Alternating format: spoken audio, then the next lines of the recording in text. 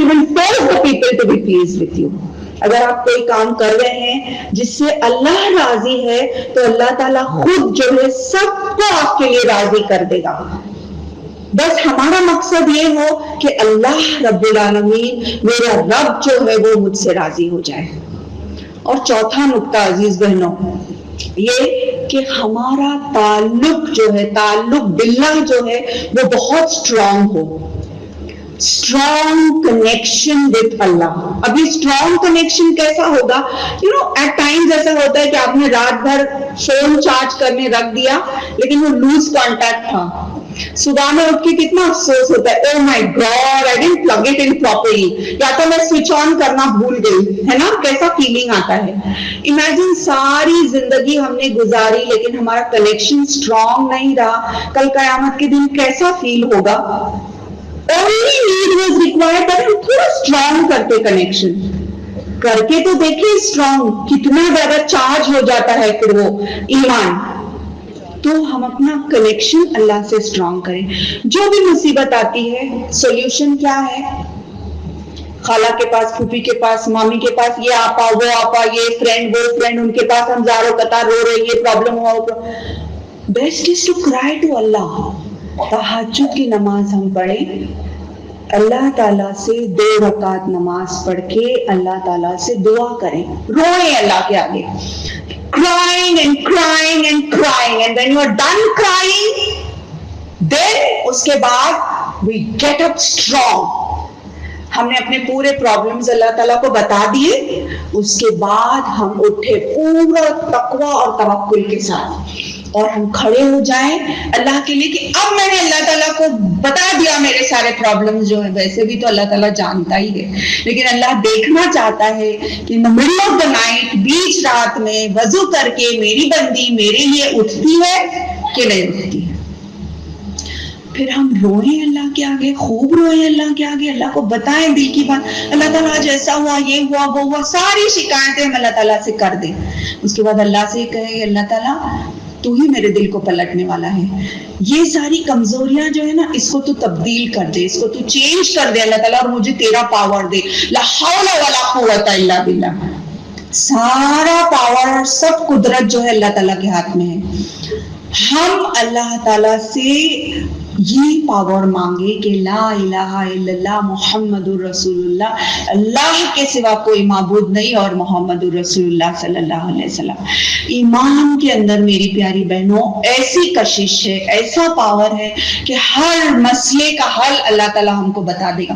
Before we get up, کتنی مرتبہ ایسا ہوا ہے کہ میں روتی ہوں اللہ کے آگے, اٹھنے سے پہلے ہی اللہ اتنے سارے سولوشنز ڈال دیتا ہے ذہن میں. آپ کے ساتھ بھی ہوا ہوگا یہ کہ آپ روتے ہیں اللہ کے آگے, ہے نا, اور ہم جب سچی دل سے اللہ کو مانگتے ہیں اللہ رب العالمین ہم کو وہ عطا کرتے ہیں. تو میری پیاری بہنوں نمازیں تو آپ پڑھتی ہوں گی, اس کے علاوہ تہجد کا اہتمام, اذکار کا اہتمام, مارننگ اور ایوننگ اذکار, کیونکہ بہت ڈسٹریکشنز ہے, بہت زیادہ فتنہ ہے. آج بیٹل فیلڈ نہیں ہے جس میں ہم کو جانا ہے, لیکن ایتھیزم کا شیطان جو ہے, ایتھیزم کا بھوت سوار ہے لوگوں پر, LGBT کا ہے, لیسبین کا ہے, ہومو سیکشوالٹی ہے. آپ بولیں یہ دور جو ہے ہر برائی سے پورا گھرا ہوا ہے. تو ایسے وقت میں جتنا اسٹرانگ کنیکشن اللہ تعالیٰ سے ہوگا اتنا ہی آسان ہمارے لیے ہوگا کہ ہم فیس کر سکیں دنیا کو, اس ورلڈ کو. تو اللہ رب العالمین سے یہ دعا ہے کہ اللہ تعالیٰ ہماری کوششوں کو قبول کرے, ہمارے ایمان کو پختہ کرے, ہمارے کنیکشن یعنی کہ تعلق باللہ کو بڑھائے, ہماری محبت رسول اللہ صلی اللہ علیہ وسلم سے بڑھائے, اور ہم کو خوب اللہ تعالیٰ اس کی راہ میں کچھ کرنے والا, مر مٹنے والا بنائے, کیونکہ ہماری زندگی جو ہے وہ اسی کے لیے ہے, اور ہمارا جینا ہمارا مرنا سب کچھ اسی کے لیے ہے. وقولوا قولی ھذا انہ استغفر اللہ لی ولکم انہ غفور رحیم. جزاکم اللہ خیر. اتنی بڑی شخصیت جبرائیل علیہ السلام کی, right from east to the west, پورا آسمان بھر گیا. حضرت جبرائیل سے آپ کا وہ ایکسپیرینس جو تھا، اس کے بعد اقرا کا ایکسپیرینس جو تھا، اس کے بعد آپ گھبرا گئے. جب آپ صلی اللہ علیہ وسلم غار حرا سے نیچے اترے اس کیفیت میں، تو آپ صلی اللہ علیہ وسلم کے پاس 4 آپشنز تھے. آپ جا سکتے تھے اپنے بیسٹ فرینڈ ابو بکر کے پاس، ہے نا، آپ جا سکتے تھے اپنے پورے خاندان کے پاس، اپنے چچا کے پاس، اپنے اہل کے پاس جا سکتے تھے، آپ کسی اور کو تجویز کر سکتے تھے، کسی اور کے پاس جا سکتے تھے، لیکن آپ نے کس کے پاس جانا پسند کیا؟ خدیجہ رضی اللہ تعالیٰ عنہ. There is something so special about her that qualifies her کہ آپ صلی اللہ علیہ وسلم ان کے پاس گئے. وہ کیا کیفیت تھی جو، اور وہ کیسی شخصیت تھی جس کی وجہ سے آپ صلی اللہ علیہ وسلم حضرت خدیجۃ الکبریٰ کے پاس گئے. آپ صلی اللہ علیہ وسلم بیسٹ فرینڈ کے پاس بھی جا سکتے تھے، لیکن عزیز بہنوں، حضرت خدیجہ رضی اللہ تعالیٰ عنہ کے اندر ڈیفینیٹلی آپ کے اندر ایسی شخصیت تھی کہ جانتے تھے آپ صلی اللہ علیہ وسلم کہ Khadija is the best to go to. Now it's a pause. ہم لوگ ایک پاز کرتے ہیں یہاں پہ، اوکے؟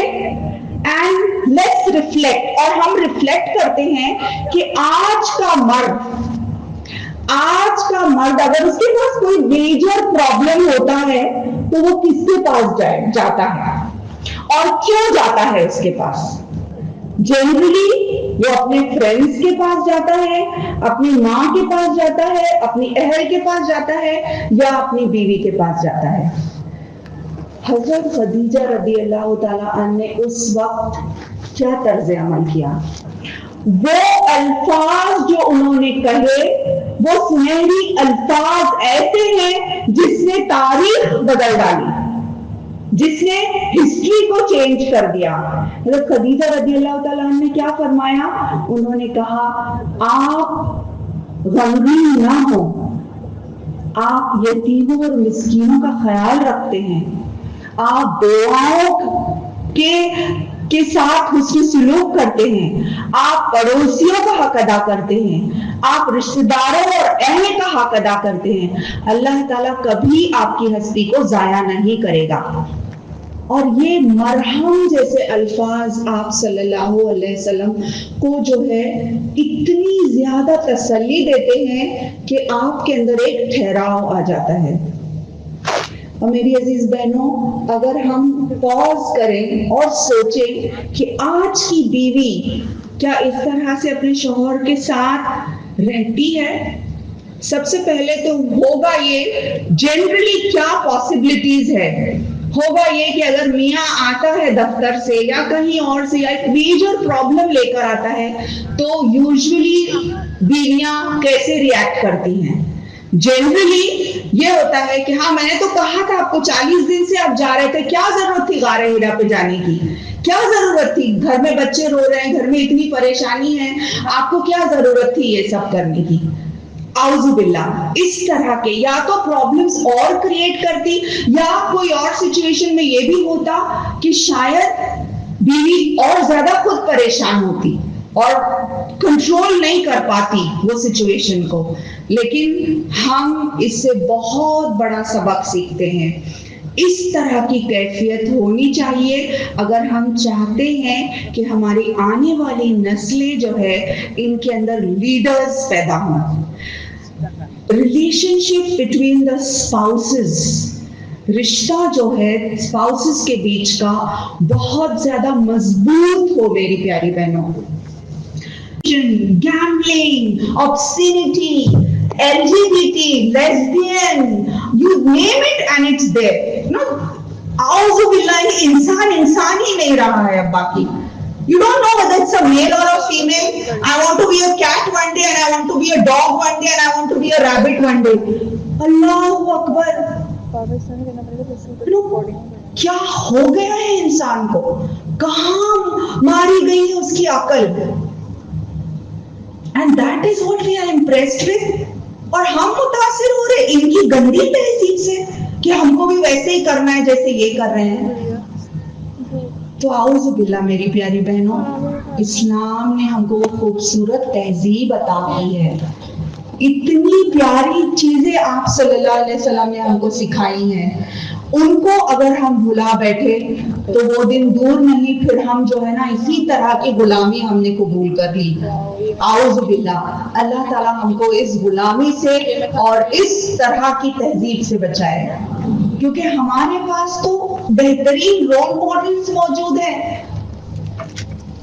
اتنے اچھے رول ماڈلز کو چھوڑ کر ہم کیسے جو ہے یہ گندی تہذیب کو اپنا سکتے ہیں؟ نہ دیکھ رشک سے تہذیب کی نمائش کو کہ سارے پھول یہ کاغذ کے ہیں، خدا کی قسم وہی ہے راہ تیری عزم شوق کی منزل، جہاں ہے عائشہ و فاطمہ کے نقش قدم. تو ہمارے لیے بہترین رول ماڈل کون ہے جو کہ اسلامک ہسٹری ہمارے سامنے پیش کرتی ہے. تو میری عزیز بہنوں، ہم اس بات کو لے کر یہاں سے اٹھے کہ ہم کو کوئی اور تہذیب نہیں چاہیے. ہمارے پاس سب سے بہترین تہذیب ہے، بلکہ ہم کو ایسے بننا ہے کہ ہم ساری دنیا کو بتا دیں گے کہ اسلامی تہذیب کیا ہے. Each one of you here present, my beloved sister, ہم اپنے آپ میں ایک مثال بن سکتے ہیں. ہم دوسروں کا نہیں سوچے مجھے کیا کرنا ہے، میں کیسے اپنے اندر چینج لا سکتی ہوں، میں کیا کر سکتی ہوں اللہ کی رضا کے لیے، میں کس طرح سے امت مسلمہ کے لیے ایک جاگیر بن سکتی ہوں. ہم میں سے ہر کوئی یہ سوچے. اور کوئی بھی اچھا بڑا کام اس وقت تک نہیں ہوتا میری پیاری بہنوں جب تک کہ قربانی نہیں دی جاتی. وقت کی، پیسے کی اور ہر چیز کی، نیند کی قربانی تو دینی ہی ہوگی، اور کچھ خواہشات کی قربانی بھی دینی ہوگی. تو instead of having a beggar mentality, اور یہ میرا تھرڈ پوائنٹ ہے شاید نا، how many points I gave you? Third point, beggar mentality نہیں ہو ہماری. beggar mentality کیا ہے؟ the attitude، لوگ میری تعریف کریں، مجھے تو کسی نے پوچھا ہی نہیں، مجھے تو کسی نے بولا ہی نہیں، میرے بارے میں تو کوئی سوچتا ہی نہیں. there's no appreciation in this house for me. سنا ہے یہ ڈائلاگ؟ آپ لوگ نہیں بولتے، میں سوچ رہی ہوں کہ کوئی اور بولتا ہوگا. ہاں سنا ہے، لیکن یہ ڈائلاگ میرے بارے میں تو کوئی سوچتا ہی نہیں ہے، میرے ہسبینڈ تو he doesn't appreciate me، میرے بچے تو میری قدر ہی نہیں کرتے. سو یہ جو ڈائلاگز ہیں نا، یہ شیطان کی طرف سے ہیں. اس کو پورا چینج کرنا ہے اور اس کی جگہ پہ کیا لانا ہے؟ I am an empowered مسلمہ. میں دینے والی بن جاؤں، میں بیگر، میں بھکاری نہیں بنوں. مجھے دو اور تعریف کرو، میرے کھانے پکوان کی بھی اور تعریف کرو، سب چیزوں کی تعریف کرو. جب لوگ تعریف کریں گے میری تو میں اور اچھا پرفارم کر سکوں گی. نہیں، مجھے اس لیے کرنا ہے کیونکہ اللہ تعالیٰ دیکھ رہا ہے. اللہ کی رضا کے لیے کرنا تو ہے ہی، ایسے بھی ویسے بھی، لیکن میں اس نیت سے کروں گی کہ اللہ راضی ہو جائے، میرا کام بن جائے، میرے بچے نیک بن جائے، میرے بچے صالح بن جائے، میرے بچے لیڈرز بن جائے آف دا امہ. میرا مشن جب یہ ہوگا میری پیاری بہنوں تو خود بخود اللہ تعالیٰ اس میں برکت ڈال دے گا. It's rightly said, if you please Allah at the cost of the displeasure of the people will be pleased with you and they will. تو میری پیارے بہنوں، ہمارا منشا، ہمارا مقصد یہی ہے کہ اللہ تعالیٰ نے ہم کو یہاں بھیجا ہے تاکہ ہم کمپلیٹ اور انکنڈیشنلی سرینڈر کریں، اپنے آپ کو اللہ کے حوالے کرنا. یہ ہے عبادت. میری زندگی کا مقصد تیرے دین کی سرفرازی، میں اسی لیے مسلمان، میں اسی لیے نمازی.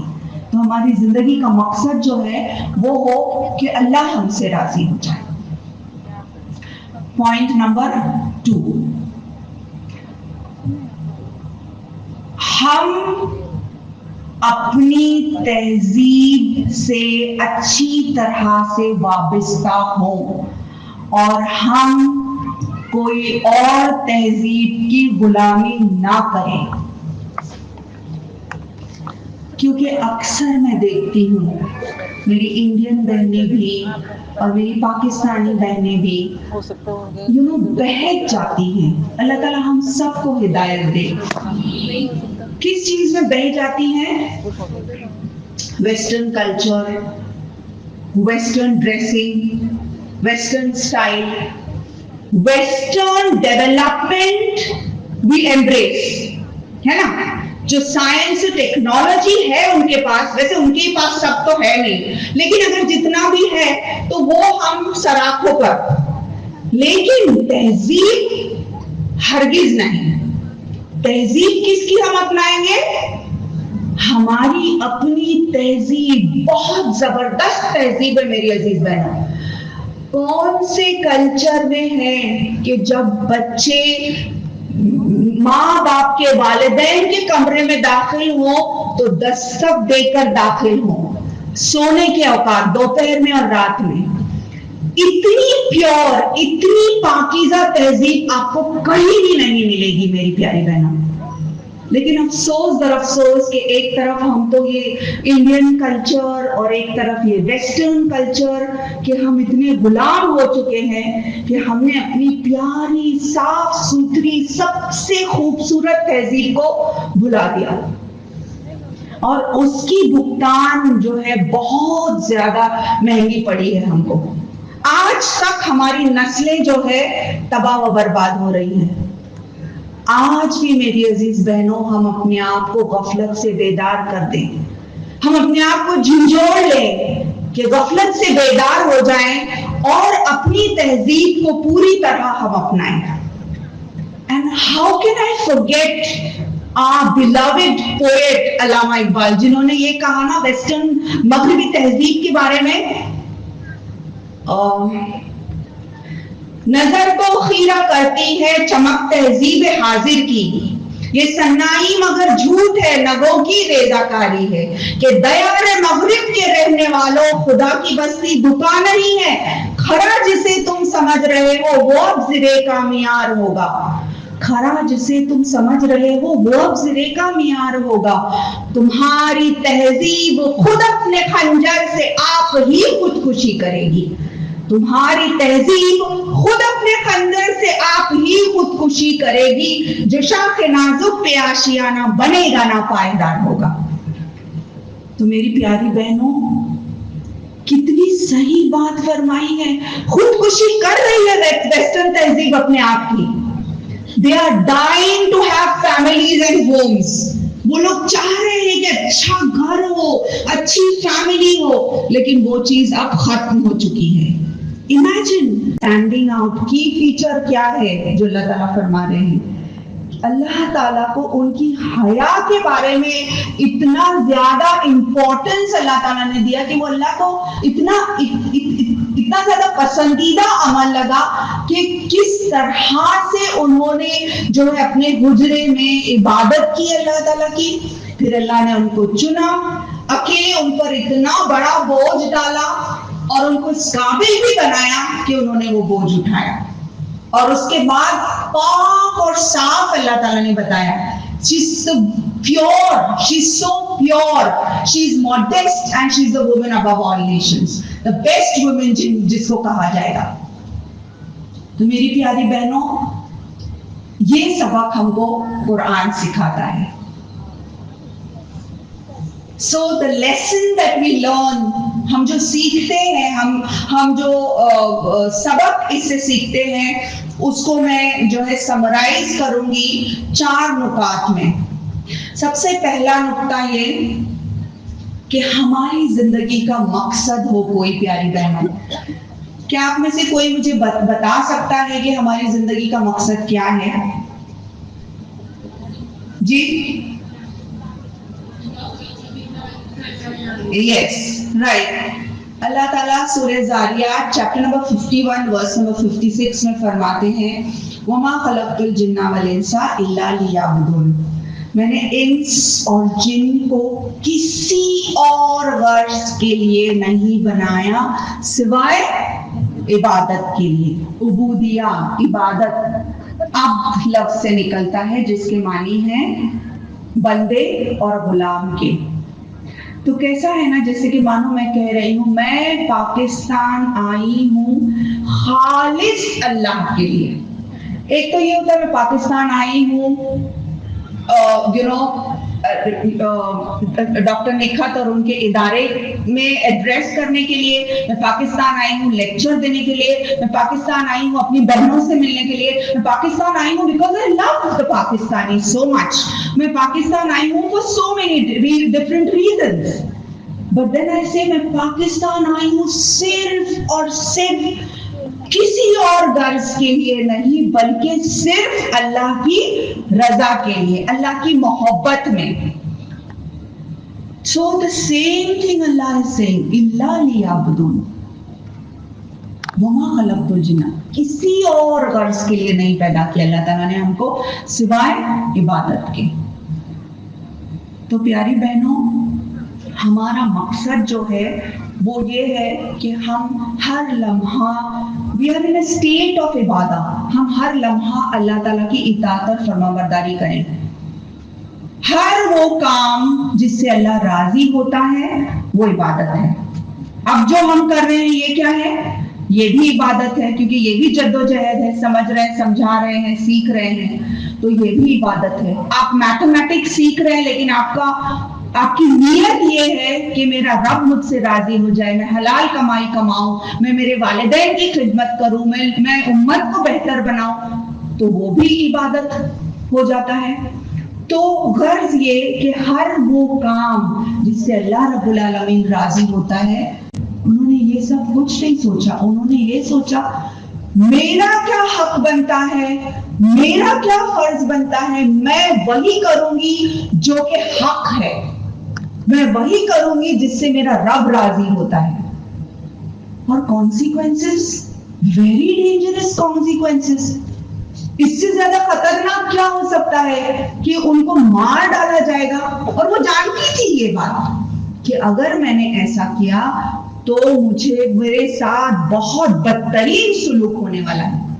لیکن پھر بھی میری پیاری بہنوں، imagine the strong sense of purpose. کیا زبردست مقصد پایا انہوں نے. وہی مقصد جو آپ کو اور مجھے قرآن سکھاتا ہے، وہی مقصد جو آپ کو اور مجھے محمد رسول اللہ صلی اللہ علیہ وسلم سکھاتے ہیں. تو میری عزیز بہنوں، آسیہ نے یہ نہیں سوچا کہ پتہ نہیں کیسا ہوگا، میرے بچوں کا کیا ہوگا، میں کیسے کروں گی، میں تو اکیلی ہوں. بالکل نہیں.